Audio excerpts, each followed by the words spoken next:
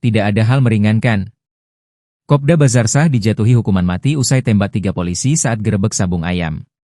Kopral 2, Kopda Bazarsah divonis hukuman mati setelah melakukan penembakan terhadap 3 anggota Polsek Negara Batin saat penggerebekan judi sabung ayam di Kabupaten Waikanan, Lampung, pada 17 Maret 2025 lalu. Penembakan oleh Kopda Bazarsah mengakibatkan Kapolsek Negara Batin, AKP Anumerta Lusianto, dan anak buahnya, yakni Aibda Anumerta Petrus Aprianto dan Bribtu Anumerta Galip Surya Ganta gugur. Memidana terdakwa oleh karena itu dengan pidana pokok pidana mati, kata majelis hakim dalam sidang vonis yang digelar di Pengadilan Militer Januari 04 Palembang, Sumatera Selatan, pada Senin, 11 Agustus 2025.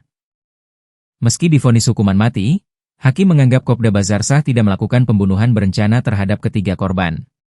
Sehingga, jeratan pasal oleh auditor militer yaitu pasal 340 KUHP dianggap tidak terbukti.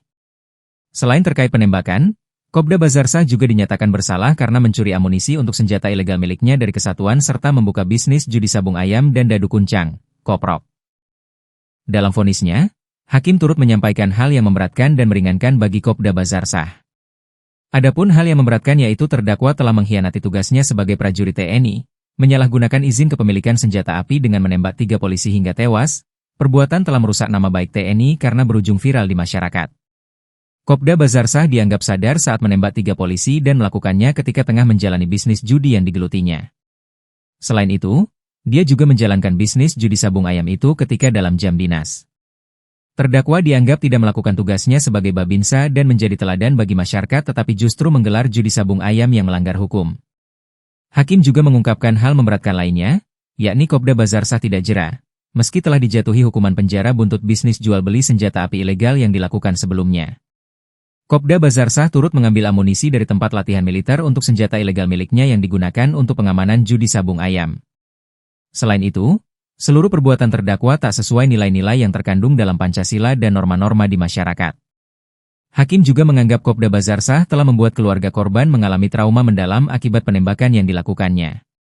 Hal memberatkan selanjutnya yaitu seluruh keluarga korban belum memaafkan Kopda Bazarsah dan meminta agar yang bersangkutan dihukum mati.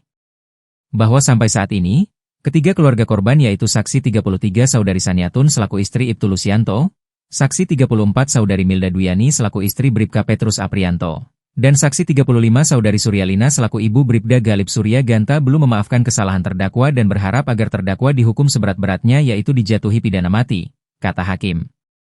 Sementara, hakim mengatakan tidak ada hal yang meringankan bagi Kopda Bazarsah. Adapun vonis terhadap Kopda Bazarsah sesuai dengan tuntutan auditor militer yaitu hukuman mati.